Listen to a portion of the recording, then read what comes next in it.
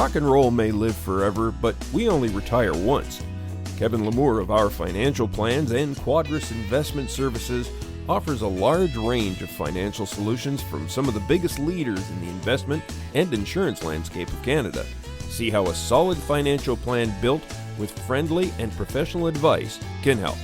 Find out more at ourfinancialplans.ca or give them a call at 705-949-1316. Folks, and welcome to another episode of the Lonesome Cowboy Podcast. Brian Tremblay here, back with you again. And my guests today and for this week and for all time, they'll be here for any time you want to watch them, will be Jacob and Ben Matt from the band The Family Name. How are you, gentlemen? How you doing? Great. Yeah. How are you? Excellent, excellent. So we ran into each other at Folk Canada and caught each other a little bit here and there. That was quite the time, though, wasn't it? It sure was. Yeah, that was our first one. Yeah, first was time. it? Yeah, that's our second. We went to the one in Mississauga, and then we volunteered for this one, and then I got all kinds of stuff. I ended up being a facilitator and the whole deal. But we had a blast, and those showcases on those hotel room floors were just awesome. Oh, it was wild. Yeah, it drove me. It was great. So let's find out how. Now you guys are young, I guess, compared to me. So how'd you get started? I mean, two brothers and they make music. So I guess my question is, age-wise, I'm sure you're similar. Yes. Not too far off. So here'd be the better question. How you got started, but did one of you get started in music first and then someone else came in? Yes, actually, Ben did get started in music first. Okay. Long before me, kind of. I don't know if you want to tell about your previous band, but. Well, if we want to go all the way back, I think we started around the same time. You picked up a drum kit in high school, and I picked up a bass. Oh, yeah, cool. Rhythm section. Yeah, we did a few covers together, but then didn't really keep going with that. Yeah, I kind of went more in the sports direction for a while. I was pursuing a career in soccer for a while. No kidding. Good for you. And it didn't work out in the end, but it's all good. Music second. Yeah, and then Ben was in a band for a long time after that. So. Yeah, I kept playing bass, through high school into post-secondary. Yeah. And in there, I kind of formed up with a band, and we were kind of like a power trio, some hard rock, a little bit of prog rock in there. I had the whole pedal kitted out, everything, big pedal board, all kinds of stuff. We did all kinds of wacky sounds. So very different from what we're doing now. Yeah, no kidding, eh? But Jacob, we're only 18 months apart in age. Okay, cool. Jacob was also in college at the time, and our other youngest brother also was. Oh, there's another one. Yeah, there are four of us. There's four in total. Yeah. Oh, four boys? Yeah. But three of us were in Ottawa for school at the same time for university and college. So we had a pretty big crew that would come out to those shows, and they got pretty rowdy. Yeah, it was a fun experience. And that band lasted about 5 or 6 years, I think, for me, before it just went the way a lot of these things do. Lives start to diverge. People get different priorities. Somebody wants to leave town. So we just kind of called it quits as friends. And after that, I think was when Jacob bought his first guitar and decided to start learning, right? Yeah, cool. Just kind of started learning through like YouTube videos and stuff. And I guess you picked up the mandolin at the same time-ish. And then we were like, well, we should kind of just start jamming together. And yeah, I guess we really started going at it harder, I guess, during the pandemic. Yeah. There wasn't like too much to do. So we spent a lot of our time just sending each other like recordings of what we were doing and turn those into songs. We actually started writing lyrics with a friend of ours, Pat. We would turn some of his poetry into lyrics and then make the songs around that. And yeah, we had a lot of fun doing that. And when everything opened back up again, we just thought, well, let's start let's start playing these songs in front of people. And that's kind of that's cool. So now you never, Jacob, you never were in any bands prior to that. Ben, you're the only one that went with other bands prior to that, right? Yep. Okay. Interesting. Neither of us had written lyrics or sang on stage before. So this was kind of like, I guess, kind of compared to a lot of other musicians, comparison being the thief of joy, of course. But if you were to briefly compare to other musicians, we kind of were pretty late to the game, I'd say, on that. Yeah. Oh, yeah. Not to, maybe I shouldn't spoil our age, but to start, we started both in our 30s, I guess. We were Pretty much both 30. Sorry, guys, you don't even look 30. Thanks. Kind of you to say. I'm looking at you going, yeah, I could be their father. Thanks, Brian. We should have kept it. No, seriously. Yeah, really. No kidding. So that was the first time either of us got up and sang a song on stage. So now hang on a second. Now, Ben, had you played in public with your bands before? Yeah, we did a fair amount of gigging in Ottawa and surrounding area. Sure. But I was on bass, right? Okay. So you were just you could lay back in the background if you want to. My right? riffing, I had a lot of. I was pretty active on stage. That's good. But I was not singing behind. There you go. So, Jacob, your first time performing in public was with your brother then? Yes. Yeah. Awesome. Okay, now you have to tell me, when was that first time? How'd it go? What'd you play? We started going to the Bowie's open mics in Smiths Falls. Okay. There's an open mic every Thursday night, and we set ourselves a challenge to just start going and get that stage fright out of the way. And good for you. It was a New Year's resolution, right? To go every week for a year. Yeah. And I mean, how was that your first time? How would you describe it? It was horrible because I get really nervous. Like, it's still to this day, but not as bad, obviously. Yeah, of course. Right. So was it an open mic where there was a backing band and then you got up and they backed you up kind of thing? Or it was just an open mic and bring whatever you got to bring, eh? Yeah. Yep. But cool. The music community in Smiths Falls is like really cool and supportive. So it was that's interesting, because I was going to ask you that. What's the Smiths Falls music scene like? Yeah, it's from what I understand, relatively new. Because Bowie's hasn't been around for that long. 2019. Oh, really? Eh? That's cool. Yeah, right before the pandemic. And they're kind of like the hub now, I would say, in Smiths Falls for live music. Mm-hmm. There's a good mix, but there's like more than just folk. There's all kinds of stuff at these open mics. And awesome. Cable Woods is from Smiths Falls. The Barrel Boys are from Smiths Falls. So yeah, the Barrel Boys. I just ran into the dobro player, but he's Kyle. Kyle was up here playing with Zachary Lucky. Awesome. And I was chatting with him, and he mentioned you guys, as a matter of fact. That he's playing on one of your songs, or something. I can't remember. He's actually I've started taking guitar lessons from him. That's what it was. He said you were his guitar teacher. I went, oh, cool. I had never taken lessons and kind of plateaued. And Kyle's a great player. So yeah, no kidding. Yeah. Hell of a dobro player. That's an instrument I tried, but it mystifies me to this day. Yeah. Even so, it still has 6 strings. That's all, but it still mystifies me. I saw a part of the video. Oh yeah. First, I want to ask you about your single, "The Sweet Sounds of a Hound Dog."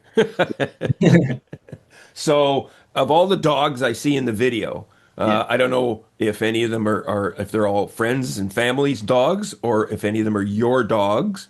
So tell me about how that music video came out, because it's kind of fun. It's all of the above. It's really? Dogs, friends, family, and we actually got like fans and friends to like submit their videos. Nice. For the music video. So we used as many as we could. Yeah. Okay, now there's a clip where it's kind of low, but the dog is in the foreground, and I see 2 people standing together playing and singing. Is that you guys? Yeah. That is my and my wife's old dog, Carl, rest in peace. He passed Oh, away last January, and oh, he was the unofficial third member of the band. Yeah. nice. It was amazing. He would just join in and I start saw that. howling in time. Yeah, yeah, Yeah. yeah. He'd do it nice and soft, not to overpower the rest of the band. He'd join in right at the right time. Ah, I love it. Yeah. Carl, is that his name? Carl? Yep. Carl. Yeah, I saw him howling. I went, oh my God, I have to ask about that dog. Oh yeah. Yeah. Yeah. It was That's fun. that is an outstanding way to do it. Yeah. That you did that like that. And It's and that's relatively new, that single, right? Yeah.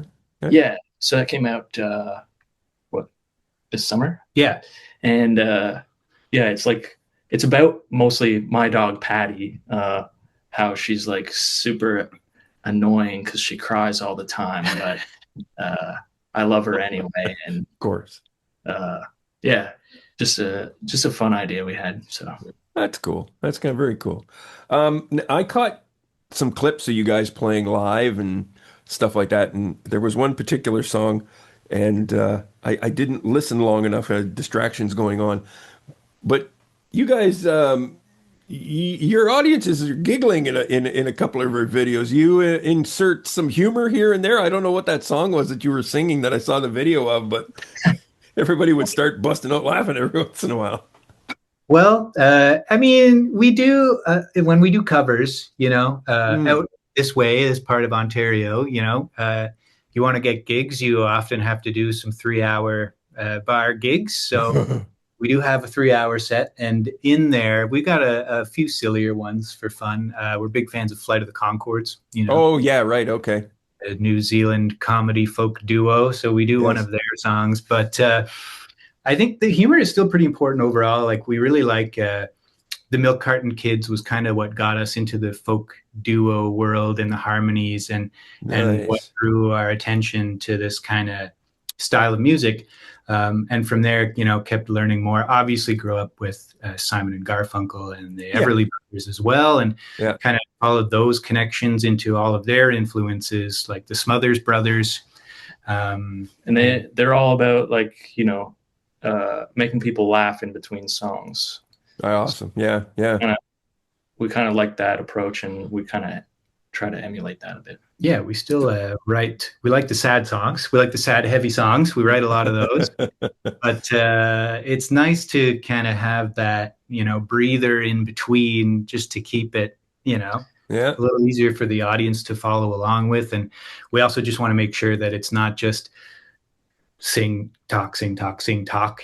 We try to make sure we get our scripted banter in there. We get a few jokes in, and But we keep the thing sometimes going. Ben sets a trap for me on stage where he's prepared a bit without telling me, and he sets me up and makes me look like a fool all the time. So, Well, Gets the warning that's what before. older brothers do, That's, Exactly. yeah. He gets that's- warning. He knows where it's going to be. It's on the set list. I just don't tell you what it is. It's a question mark, so you'll got to be ready.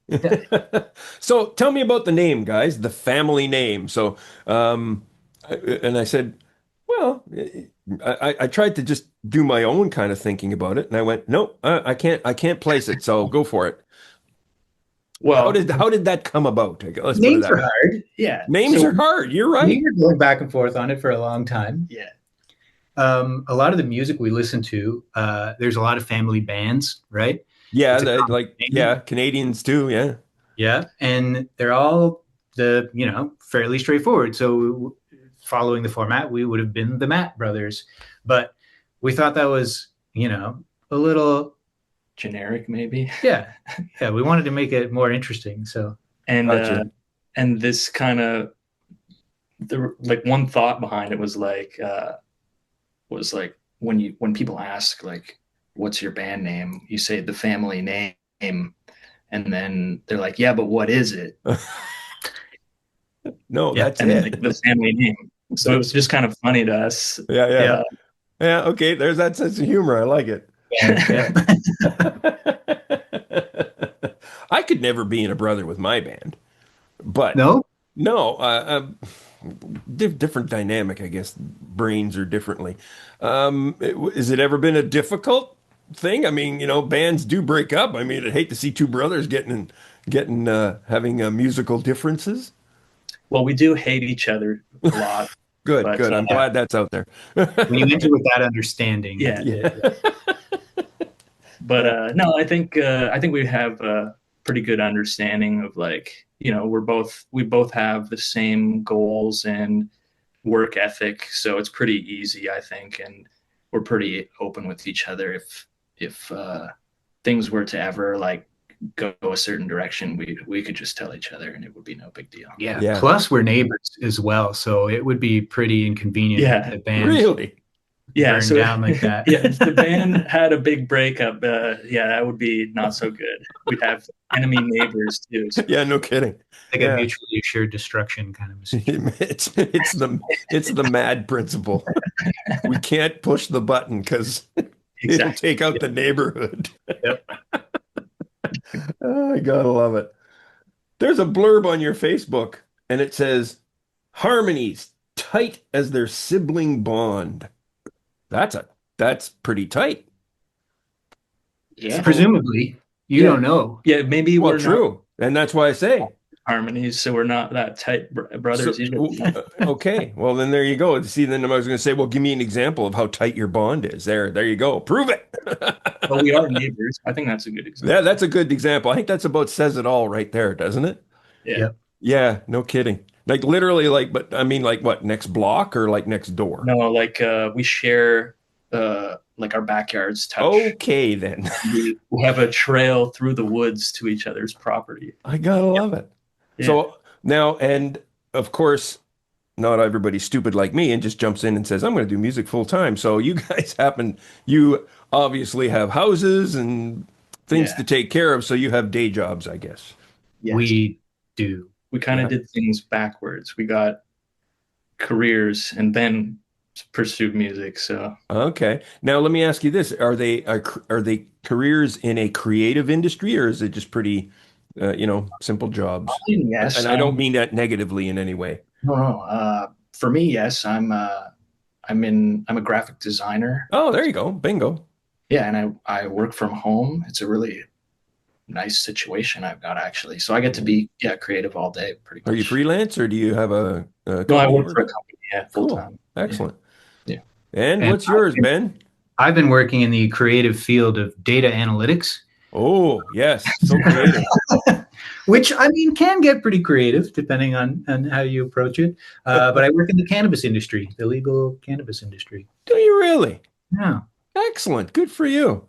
And obviously you're analyzing data when it comes to sales growth or chemistry. Retail sales. I work for the provincial government, actually. Oh, really? Good for you. Excellent. Yeah. Outstanding. Well, thank you. Every time I'll think about Ben every time I make my purchase.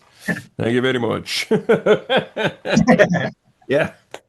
That's what somebody said way back when it got legal. They said, so it's legal. What did you do? I said, I went and ordered myself some weed. That's what I did. Yeah. What else? Yeah, really. So how'd the Folk Canada conference go for you guys? I can't remember now. You were in the Ready program too. We were, yeah. Yeah, I saw you guys up there for that. And did you have a private showcase? We did. Yeah, cool. Yeah. We actually originally held back. It was our first time, so we didn't know what this whole thing was going to look like. Sure. So we didn't apply to do it. And then the Ready program came up a bit later. Yeah. And we thought, that sounds like it would be a great intro to the conference. So with that application, they asked at the end, do you want to have a private showcase through the Ready program? So we did that. And it was a really cool experience. Really worthwhile. Yeah, I'm glad. I'm glad I got that. They got that going. I chatted with Folk Canada and Roz and stuff like that, and that's when they said they were going to have something like that, and I said, "Oh, awesome!" And that because I was always bugging them, right? Oh yeah, 18. Oh yeah, 18 to 25. Are you implying that if you're over 25, you don't have talent? And that kind of stuff. So.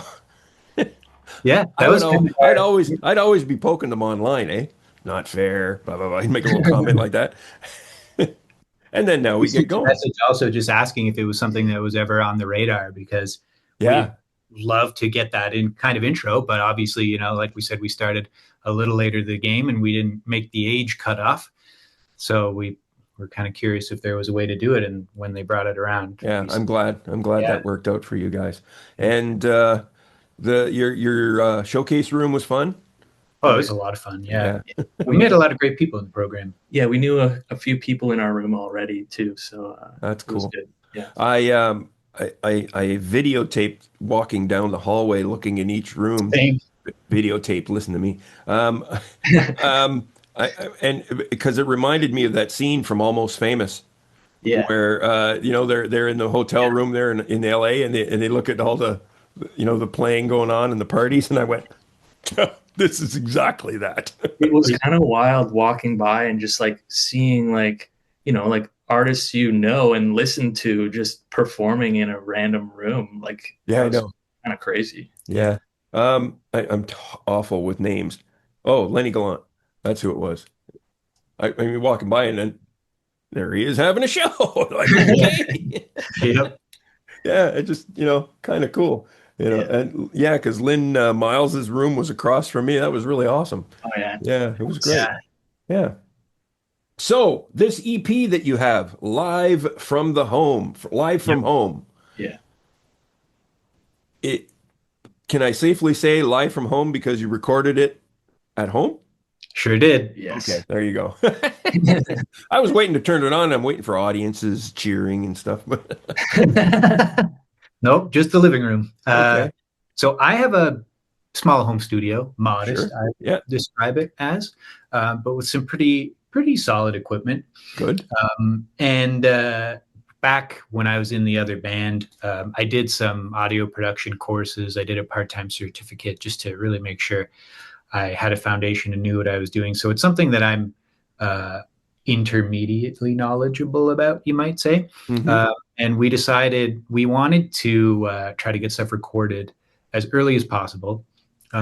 We wanted to see how much we could do ourselves, really make sure we started on a DIY path, because, we want to eventually, one day, it would be great if we could learn to make this self-sustaining, right? So we decided to fund it all with our gig income, what we could, and we recorded live off the floor at home. Nice. So this is the other piece that was important to us with the process was we really admire acts like the Milk Carton Kids, people who sound exactly like the record live and are very rehearsed. So we really made a point to rehearse the heck out of our 6 songs so that we could do it live off the floor. So everything on that EP is a single take.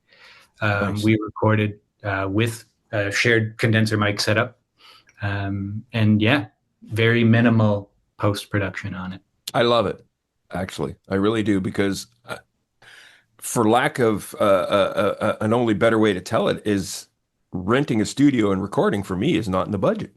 Yep. Yeah. But I had, got a DAW, still GarageBand, but then it's like somebody told me, the only thing that those programs do is one's got a few more buttons than the other ones, but as long as you got good quality instruments that you're putting into it and microphones. So I made the investment to a decent microphone and a couple of small pencil condensers, that kind of stuff. And I said, okay, I guess I can record. Yeah. Yeah. It's really cool how affordable it is to do it yourself. Yeah.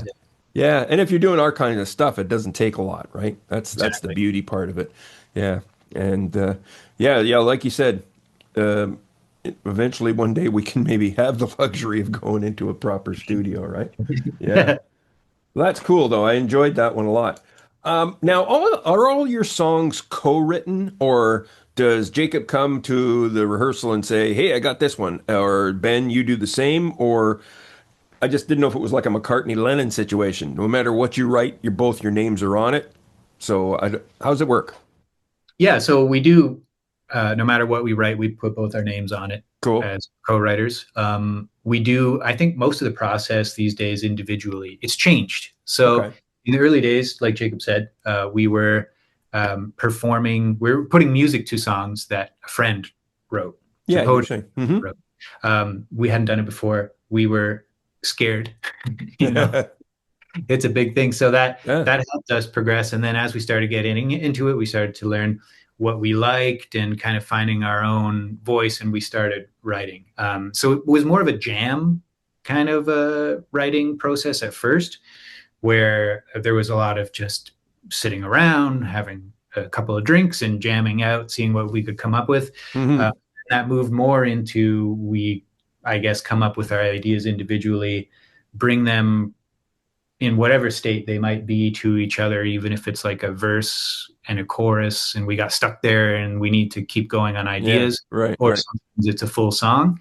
But so far what we've done is every song, it gets both our names, and whoever wrote the lyrics, whoever's primary on the lyrics is the one that sings the song. Yeah.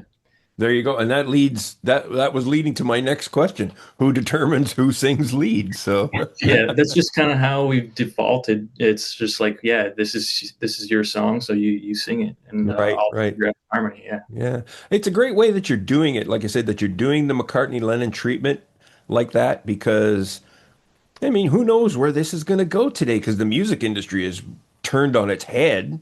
So you've essentially, if something would become of it, and I look at it the same way, then you got a legacy that you can, pass down to children or whatever the case may be. I don't know if you guys are into kids or anything at this point in time, but yeah. So I'm actually expecting my first in February. no. Yeah. Now, not the first for your parents? They'll be grandparents for the first time. Yeah. Really? Yeah. You're the first one to kick it off. Typical. Yeah. I was the first one to ride bike too, so I don't remember that. Oh my God. You make me give me the chills. I remember when I found out I was going to be a grandfather 4 years ago. Nice. It's Congratulations. like going on 5. Felix is going to be 5 soon. So there you go. Nice. Yeah. That's awesome. Wonderful, wonderful. There you go. No pressure, eh, Ben? Yeah. No. No pressure on me. I'm just going to show up, get some candy, and riled up and leave, probably. But you're also that's cool. The babysitter being right next door. So that's true. You don't want to be. There you go. Uncle Ben can come in there and take care of business. Attaboy. Yeah. So you guys have a lot ongoing in your personal lives, obviously. I suppose touring isn't something you've gotten around to, is it? Like, I mean, I know Smith Falls is Owen Sound. You guys got a lot of places to play within an hour or even of where you are. Have you guys ever thought about the next step, taking it farther afield? Yeah, that's kind of like what we're hoping to do coming up. This summer, though, we did like our first kind of like mini tour, I guess. Like we kind of did like this DIY tour idea where we called it the cafe tour. We played a bunch of daytime sets at cafes all around, from like Ottawa to Petawawa and Toronto and Brockville. And so, yeah, we didn't like go overnight gig to gig. Everything was kind of drivable. So, but we did 10 or 11 shows in August. Yeah. So Cool. almost every Friday, Saturday, Sunday in August. Yeah, exactly. While holding down day jobs. Yeah. Yeah, exactly. Well, I'm sure things will, you're going to have to stick close to home for the next short little while anyways. Yeah. Yeah. One of the things we wanted out of the Folk Music Ontario conference this year actually was to learn as much as we could and make sure we are able to build a clearer strategy, I think, for next year. So touring is something that we're talking about. We're getting started with festival applications. So the next little while, we've been kind of quiet on the shows and the gigging front because we're going to be working on mapping out our 2026. Good for you. And growing things. You guys sound like you got your heads together. Try. And everything looks like it's pointed to success, in my opinion, anyways. Yeah, exactly. Keep going, whatever you're doing, because great story. Please tell the folks where they can find more about the family name and where you're at the socials and your music and all that fun stuff. Yeah. FamilyNameMusic.com is the go-to with all the links. So if that's the one thing you want to remember, all our social media, we go by Family Name Music. That's our handle on all platforms. Yeah. Okay. Excellent. They'll find you like all streaming, Spotify. Yes. All that fun stuff, eh? And just a warning, folks, if you Google them, the family name, and don't put band and or music at the end, you will get all kinds of weird stuff that has nothing to do with these guys. Oh, we got to work on our SEO, Yeah. search engine optimization. Well, Next up. I've had a couple of people, I've had people who have the same names as some sports figure from some European country and stuff like Oh that. no. I'm going, hey, by the way, did you know? He goes, yeah, I know. I get confused for that guy all the time. Yeah, exactly. I had a friend of mine actually, he's from here, but he's down in the Muskokas there, and he does a Bowie tribute show, and Nice. he had to trade he had to change his stage name because his regular name was used by another guy, and it was messing up all his Oh songwriting no. records. Yeah, it was great fun. That's One of outstanding, guys. Now, the only thing I'll say is, what's going on with the mustaches here? I saw something a little more better than that back at Oh the yeah. So we first bonded, Brian, as I'm Yes, sure you remember, over the mustaches at the conference. that's right. Yeah, I was very curious about the product that you use to get your excellent mustache styling, there because you my go. mustache was pretty long at that point, and I was Yeah, needing something to keep it a little more orderly. And I got to say, I didn't get around to getting the product quickly okay. enough. It was getting messy on me. I was really busy, and I just got fed up and took it off. But You start over again. I'm starting over again. It's coming back. Attaboy. Attaboy. Yeah, Pinode, Clubman. That's the stuff. I've got it written down in my There you notepad on go. my It's phone. a little tube silver, about $8, $9. I'll place the order now. Yeah, It'll be here keep before it. the mustache is long enough, and I'll be good to go. I love it. That's outstanding. Gentlemen, thank you so much for coming on the program. I had a great time talking to you guys in Folk Canada. It was great. And again, there's so many people you want to hang around with, and huff, when you got over 1,000 delegates there, what are you gonna do? Yeah. But thank you so much for connecting with me. It's an honor and a pleasure, and I wish you guys the very best. Really Excellent. appreciate it, Yeah. Brian. Hope we cross paths on stage sometime I soon. hope so too. That would be fantastic. Yeah. All right, gentlemen, thank you again for coming along. See you later, Brian. Bye bye.